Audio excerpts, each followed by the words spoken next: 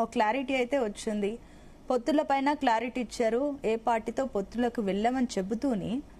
But ఇతర పార్టీల్లో నుంచి కీలకమైన నేతలు పార్టీలోకి రావడానికి సిద్ధంగా ఉన్నారంటూ కూడా హింట్ ఇచ్చారు. ఈవెన్ కాంగ్రెస్ లోని కొంతమంది కీలక నేతలు కూడా బీజేపీలోకి రావడానికి సిద్ధంగా ఉన్నారంటూ కూడా నేను ఆయన చెప్పిన దాన్ని బట్టి కూడా అర్థమవుతుంది. ఏంటి అసలు కాంగ్రెస్ లో ఏం జరుగుతుంది? నిజంగానే అసంతృప్తుల్ని అటు బీజేపీ ఆపరేషన్ ఆకర్ష్ ద్వారా ఆకర్షిస్తుందా ఏంటి? ఏమనుకుంటున్నారు?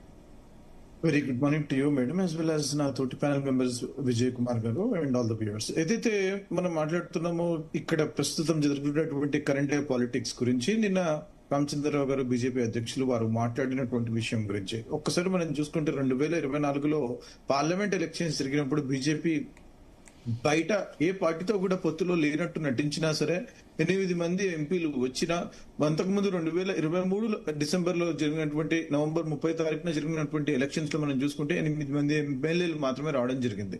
బయటకి మాత్రం ఎవరితో పొత్తు లేనట్టు వాళ్ళు నటిస్తారు, లోపల మాత్రం బీఆర్ఎస్ తో పొత్తున్నట్టు మనం క్లియర్ గా ప్రాథమికంగా మన దగ్గర సమాచారం ఉంది. ఎందుకు చెబుతున్నాను అని అంటే, అసెంబ్లీ ఎలక్షన్స్ లో వారికి వచ్చినటువంటి ఓటు శాతం బీఆర్ఎస్ కి వచ్చినటువంటి ఓటు శాతం కంప్లీట్ గా బీజేపీకి ట్రాన్స్లేట్ అయిపోయింది. 22% బీఆర్ఎస్ నుంచి బీజేపీకి కేవలం 6 నెలల తర్వాత జరిగినటువంటి పార్లమెంట్ ఎలక్షన్స్ లో ట్రాన్స్లేట్ అవ్వడం జరిగింది.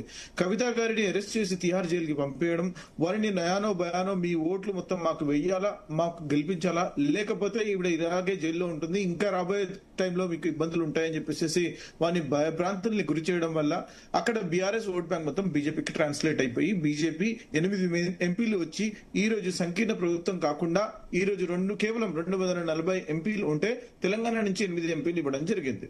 బీజేపీ ప్రతిసారి మనకు అర్థమవుతుంది ఏంటి అంటే, వారికి ఆ యొక్క పార్టీ స్వతహాగా ఎక్కడైనా అధికారంలో రాగలిగితే, లైక్ ఎగ్జాంపుల్ మధ్యప్రదేశ్ కానివ్వండి, గుజరాత్ కానివ్వండి, అటువంటి స్టేట్స్ లో వారు స్వతహాగా పోటీ చేస్తారు. కానీ వారు ఎప్పుడైతే అధికారంలో రామని చెప్పేసి వారికి ఉంటే వారు బలమైన లీడర్లని లాక్కుంటారు, లేకపోతే వేరే పార్టీలతో ఇటువంటి కుయుక్తులు పన్నుతారు. దాంట్లో భాగంగా వారు చెప్పడం జరిగింది, మా దగ్గర వేరే పార్టీ లీడర్లు వస్తున్నారని. 2 పేర్లు చెబుతున్నాను. మంత్రి ఎక్స్ మినిస్టర్ అయినటువంటి ముఖేష్ గౌడ్ గారి కొడుకు విక్రమ్ గౌడ్ త్వరలో బీఆర్ఎస్ లో జాయిన్ అవ్వబోతున్నారు. రవికుమార్ యాదవ్ కాంగ్రెస్ ఎక్స్ ఎమ్మెల్యే షేర్లింగంపల్లి, వారి ఫాదర్ భిక్షపతి యాదవ్, వారి యొక్క సుపుత్రుడు Ravikumar Yadav contested MLA Serilingampally from BJP, వారు బీఆర్ఎస్ లో జాయిన్ అవబోతున్నారు. నా దగ్గర ఉన్నటువంటి సమాచారం బీజేపీ మొత్తం ఖాళీ అయిపోయి బీఆర్ఎస్ లో పోతున్నారు, అంతేకాని బీజేపీ ఎక్కడో బలమైన శక్తిగా ఇక్కడ ఉంటుందని చెప్పేసి నేను భావించడం లేదు. కాంగ్రెస్ లో అందరూ ఆల్రెడీ మా దగ్గర ప్యాకేజెస్ మొత్తం ఫుల్ అయిపోయాయండి. మా మొత్తం కంప్లీట్ ప్యాక్ ఫుల్ అయిపోయింది. మనం చూసుకుంటే 119 ఎమ్మెల్యేలు, ఇప్పుడు రేపు రాబోయే టైంలో డెలిమిటేషన్ జరిగి 153 ఎమ్మెల్యేలు వచ్చినా సరే అక్కడ కూడా మా దగ్గర క్యాండిడేట్స్ ఉన్నారు. ఒకటి కాదు, ఒక చోట 4 క్యాండిడేట్స్ కూడా ఉన్నారండి. So Congress party full of leaders అనమాట, మాకు అటువంటి ఇబ్బంది లేదు. ఈ 2 ఎమ్మెల్యేలు కూడా, ఈ 2 క్యాండిడేట్స్ యువ నాయకులు కూడా మీరు చూసుకుంటే they are products of Congress. Mukesh Goud గారు he was from Congress, Bhikshapathi Yadav గారు హీ వాస్ ఫ్రమ్ కాంగ్రెస్. నేను అదే చెప్తున్నాను, ఎవరు ఎక్కడికి పోయినా సరే కాంగ్రెస్ ప్రోడక్ట్ ఉంటుంది తప్పితే మరో ప్రోడక్ట్ ఉండదు. ఇంకోటి మనం మాట్లాడుతూ చెప్తున్నాము, బేసికల్ గా ఇక్కడ ఉన్నటువంటి లీడర్లని కాంగ్రెస్ నుంచి బీజేపీలోకి వెళ్తుంది. ఎందుకు వెళ్తుందండి? ఎన్జీ ప్రొటెస్ట్ చూసిన తర్వాత నరేంద్ర మోదీ గారి గ్రాఫ్ క్రమేణా ఇలా కింద పడిపోతుంటే, వారు ఇన్స్టాగ్రామ్ లో వచ్చి రీల్స్ తయారు చేస్తుంటే మనకు అర్థమైపోయింది, భయాందోళనకు గురైపోయినటువంటి BJP party it is a sinking ship. అటువంటి సింకింగ్ షిప్ లో ఎవరైనా, ఏ లీడర్ అయినా పోయి తన యొక్క కెరియర్ ని పాడు చేసుకుందామని ఎవరైనా ప్రయత్నిస్తారా చెప్పండి? సో ఐ డోంట్ థింక్ ఎవరో కానీ ఇక్కడి నుంచో బీఆర్ఎస్ నుంచో లేకపోతే కల్వకుంట్ల కవిత గారు మరొకరు పోయేసి బీజేపీలో జాయిన్ అవుతారని నేను నమ్మను. ఈ రోజు దేశం మొత్తం బీజేపీని చీదరించుకుంటున్నారు. యువతనే కాదండి, ప్రతి ఒక్క వర్గం వారు నేను చెప్తున్నాను. వృద్ధులు ఎవరివ్వండి, యువత ఎవరివ్వండి, మహిళలు ఎవరివ్వండి, ప్రతి ఒక్కరు కూడా బీజేపీని అసహ్యించుకుంటున్నారు. వారు చేస్తున్నటువంటి యొక్క కార్యక్రమాలని ప్రజలందరూ గమనిస్తున్నారు. అందుకు ఉదాహరణ మొన్న జరిగినటువంటి ఉప ఎన్నికలో బీహార్ లో నితిన్ నబీన్ ఎవరైతే ప్రాతినిధ్యం వహిస్తున్నటువంటి యొక్క బంకీపూర్ లో మనం చూసుకున్నాము ఏమైందో. అక్కడ ప్రశాంత్ కిషోర్ గారు ఓట్ల మెజారిటీతో వాళ్ళు అక్కడ గెలవడం జరిగింది. నితిన్ నబీన్ వారి యొక్క జాతీయ అధ్యక్షుడు, అక్కడ దాదాపు 5 సార్లు వారు, 3 సార్లు వారి తండ్రి, 8 సార్లు. బీహార్ లో అత్యధికంగా ఎక్కడైనా బీజేపీ మెజారిటీ అయినటువంటి గట్టి స్థానం ఏమైనా ఉంది అని అంటే ఇట్ ఈస్ బంకీపూర్. అటువంటి కోటలో ఈ రోజు బీజేపీ ఓడిపోయింది. రెండో విషయము, మనం గుజరాత్ లో చూసుకుంటే 1,00,000 ఓట్ల మెజారిటీతో గెలిచినటువంటి స్థానం, ఆ యొక్క స్థానంలో ఉప ఎన్నిక జరిగితే సతీష్ పటేల్ అనే వ్యక్తి కేవలం 30,000 ఓట్ల మెజారిటీతో గెలిచినాడు. మధ్యప్రదేశ్ డాటియాలో మనం చూసుకుంటే అక్కడ కాంగ్రెస్ గెలిచి బయటపడింది. అంటే ఇవన్నీ మనకి దేనికి సంకేతం అండి?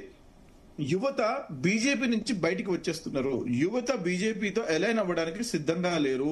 దేశాన్ని సర్వనాశనం చేసినారు కాబట్టి ఈ రోజు అకౌంటబిలిటీ అడుగుతున్నారు. అది పేపర్ లీక్ కానివ్వండి, చందా చోరీ కానివ్వండి, E20 కానివ్వండి, మరోటి కానివ్వండి. రైతులు వారితో లేరు. ఆగస్టు 26వ తారీఖున, నేను జ్యోతిషం చెప్పను, నాకు 100% సమాచారం ఉంది కాబట్టి నేను చెప్తున్నాను, ఆగస్టు 26వ తారీఖు నుంచి మీరు చూడబోతున్నారు 100% మళ్ళా జంతర్ మంతర్ దగ్గర సెకండ్ ఫార్మ్ ఆఫ్ ప్రొటెస్ట్ అక్కడ జరగబోతున్నారు. 2.0 జంతర్ మంతర్ 2.0 జరగబోతున్నది. నరేంద్ర మోదీ గారు is going to be the next president of India. Is going to resign as the prime minister. Is going to be the next president of India. ఈ అన్ని చూసి వారికి అంటే మీరు చెప్తున్నారు కదా ఆగస్టు 26 అని డేట్ చెప్పి 2.0 చెప్తున్నారు కదా జంతర్ మంతర్, అంటే అది కాంగ్రెస్ ఆధ్వర్యంలో జరగబోతుందా?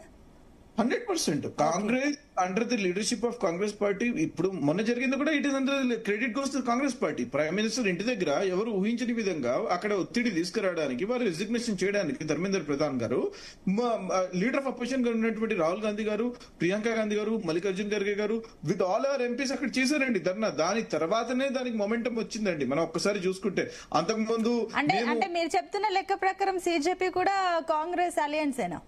See, it is not about CJP or it is about PJP. It is about the youth of this country. Youth of this country. మరి ఒక్కసారి చూడండి, మీరు చెప్తారు కదా మొన్న జరిగిందని క్రెడిట్ గోస్ టు కాంగ్రెస్ అంటే మరి సిజేపీ, వాట్ అబౌట్ సిజేపీ కూడా కాంగ్రెస్ లో భాగమేనా?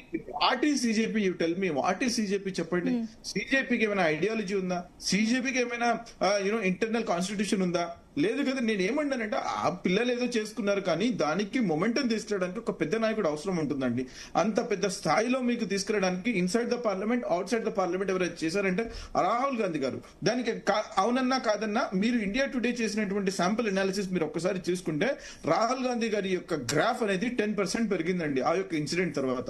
సో నేను ఈరోజు చెప్పినా చెప్పకపోయినా ఇందాక పెద్దలు విజయ్ కుమార్ గారు మాట్లాడినట్టు అంతిమ న్యాయ నిర్ణేతలు ప్రజలు.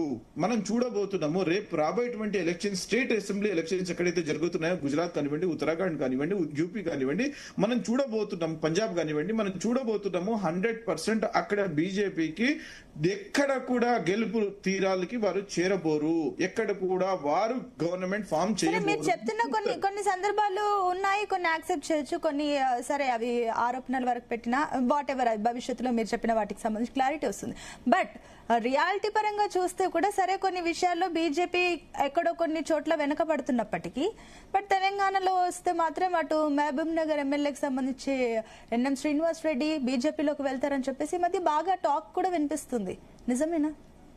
ఎన్ఎం శ్రీనివాస్ రెడ్డి గారి గురించి నాకు ప్రత్యేకంగా తెలుసు, ఎందుకంటే నేను ఆ జిల్లా దగ్గర నుంచి నేను పనిచేస్తాను. అంటే డీకేతో ఎక్కువగా పనిచేస్తున్నారు, కలిసి పనిచేస్తున్నారు, ఈ మధ్య ఎక్కువగా మాట్లాడుతున్నారు కాబట్టి ఏమైనా వెళ్తారేమో అని చెప్పేసి కూడా ఎక్కువ టాక్.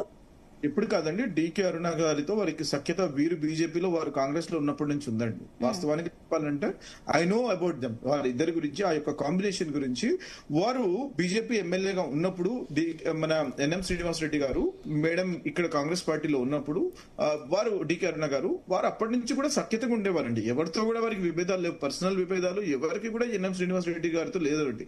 వారు చాలా జెంటిల్ మ్యాన్, నేను చెప్తున్నాను. దానిక వారు కలిసి పనిచేసినంత మాత్రాన వారి యొక్క నియోజకవర్గ అభివృద్ధికి ముందుకు పెట్టేసేసి వారు పనిచేసినంత మాత్రాన వారిద్దరు కలిసేసేది బీజేపీలో ఉంటారని చెప్పేసి నేను భావించను. సరే, వారు అజ్యూమ్ చేసుకోవచ్చు వారు ఎక్కడికి వెళ్తారు, వీరు ఎక్కడికి వెళ్తారండి. మళ్ళీ చెప్తున్నాను, మునిగిపోయే నావలో ఎవరు ట్రావెల్ చేయదలుచుకోలేరు, సింకింగ్ షిప్ లో ఎవరు ట్రావెల్ చేయరు. ఎవరు కూడా ఇంటెలిజెన్స్ ఉన్నటువంటి వ్యక్తులు, ఎవరు కూడా కొంచెమైనా బుద్ధి జ్ఞానం ఉన్నటువంటి వ్యక్తులు, ఎందుకంటే దానికి కాలం చెల్లిపోయిందండి.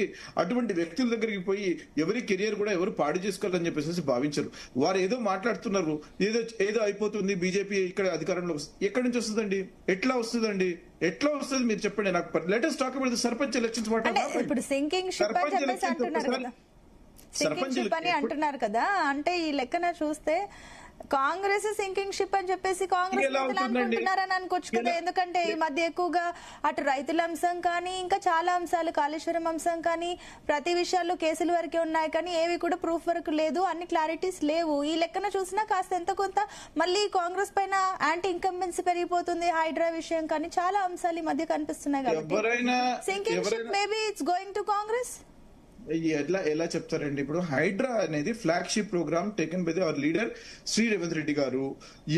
హైడ్రా అనేది మంచి పనులు చేసిన ఎవరైనా మాట్లాడుతున్నారండి? 10 లక్షల కోట్లు తెలంగాణలో ఉన్నటువంటి ఆస్తులు, ఎస్పెషల్లీ గ్రేటర్ హైదరాబాద్ లో ఉన్నటువంటి గవర్నమెంట్ ఆస్తులు, ఎక్కడైతే మనకి కుంటలు, FTL బఫర్ జోన్లలో పర్మిషన్స్ విచ్చలవిడిగా ఇచ్చి అక్కడ కట్టి ఈ రోజు మొత్తం హైదరాబాద్ డ్రైనేజ్ సిస్టమ్ ని కొలాప్స్ చేసేటువంటి బాధ్యులు అప్పటి MAUD మినిస్టర్ గా ఉన్నటువంటి KTR గారు ఈ రోజు దానిని రెక్టిఫై చేసి కరెక్ట్ చేసి దాంట్లో ఉన్నటువంటి యొక్క కంట్రోలింగ్ మెజర్స్ తీసుకురావడానికి హైడ్రాని ఎస్టాబ్లిష్ చేస్తే ఆ యొక్క హైడ్రా వల్ల ఇబ్బందులు పడుతున్నారని చెప్పేసి ఎక్కడో కొన్ని బస్తీల్లో కొంతమంది యొక్క పేదలకి జరిగినటువంటి అన్యాయం గురించి ఏదో రాష్ట్రం మొత్తం జరిగిపోతుందని చెప్పేసి చూయించేసేసి మాట్లాడేటువంటి ప్రయత్నం చేస్తున్నారు. దీన్ని ప్రజలు నమ్మరు. Let us see what the beautiful things Hydraa has done.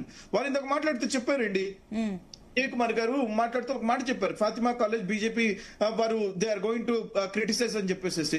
వారు అదొకటి చూస్తున్నారు. బమ్ రుక్నిత్ దోలా అని చెప్పేసి ఇంకో లేకుందండి.